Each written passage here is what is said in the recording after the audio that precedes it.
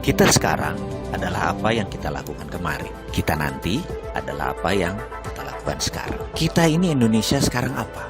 Faktanya kita terpecah dua karena politik. Kita sekarang apa? Defisit neraca perdagangan kita terburuk tekornya sepanjang sejarah. Kita sekarang apa? Krakatau Steel bangkrut di tengah pembangunan terbesar yang Indonesia pernah lakukan. Kita sekarang apa? Pembukuan Garuda dibilang untung karena melakukan smart accounting atau financial engineering. Nggak tahu lah saya, pokoknya gitu deh. Bayangkan, duopoli Garuda Group dan Lion Air Group menguasai airline Indonesia. Kok malah membuat Garuda nggak untung? Kenapa? Harga naik, tiket saja kementerian yang sudah 6 bulan berusaha menurunkan nggak bisa apa-apa tuh. Kementerian kerjanya apa ya? Kembali lagi, kita sekarang apa? Pertamina turun untungnya. Kita sekarang apa? PLN juga harus melakukan pembukuan kreatif agar terlihat bagus. Bahkan ada isu subsidi itu dibilang pendapatan. Oleh karena itu PLN jadi terlihat bagus rekeningnya. Ya wis lah, sakarepmu, wahai para pengelola profesional BUMN tersebut. Toh rakyat juga nggak ngerti. Kita lanjut. Mengapa kita bicara yang negatif semua di awal-awal video ini? Ini mungkin karena filosofi kejawaan saya yang dari dulu selalu diingatkan. Berbuat baik itu wayahe ngono. Memang seharusnya, dan jangan harap pujian atau jangan harap dilihat. Tapi kalau keburukan, ya wayahe dikamplengi. Dikamplengi itu diperingatkan dengan keras. Bagaimana cara ngamplengi? Ya kita tirulah bapak bangsa kita yang sering menggunakan filosofi Jawa dulu, Pak Harto, Pak Karno. Karena setelah ngamplengi, mereka biasanya nyangoni. Setelah memperingatkan dengan keras, orang tersebut diberi oleh-oleh. Jadi kalau dikamplengi dengan hal negatif, itu nggak ada niatan buruk. Karena solusinya pasti kita berikan. Begitu juga dalam narasi ini. Jadi ke depan Indonesia bagaimana? Kalau kita tidak mengubah cara berpikir kita, maka akan ketebak apa yang akan terjadi ke depan. Alias, jadi kalau kita masih begini juga, ya persis kayak beberapa tahun yang lalu, ya ke depan kita akan begitu. Rupiah akan melemah, jadi 15.000 di tahun 2020, mungkin jadi 16.500 di tahun 2021. Defisit terus menjadi membesar, ekspor turun, impor menambah besar, uang diketatkan karena harus melakukan quantitative tightening, strategi keuangan negaranya pakai tight money policy. Ini membuat ekonomi malah tidak produktif. Walau inflasinya rendah, pengangguran menjadi naik, tidak terserap, baik mereka yang swasta, tidak ada pendanaan untuk mendanai bisnis-bisnis mereka. Bagaimana tenaga kerja bisa diangkat? Bursa saham mungkin akan di level sini-sini saja karena tidak menarik pergerakan.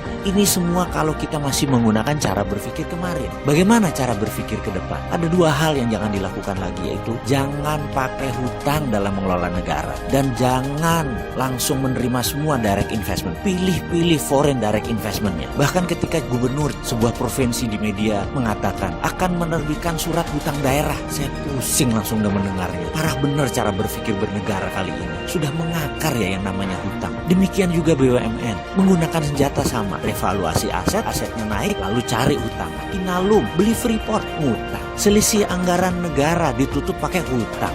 Anggaran daerah kurang, apa yang dilakukan? Terbitkan surat hutang. Sekali lagi sarannya, jangan hutang terus dan pilih-pilih foreign asing investasi untuk masuk ke Indonesia. Lalu bagaimana bergerak tanpa hutang, tanpa foreign direct investment? Bingung?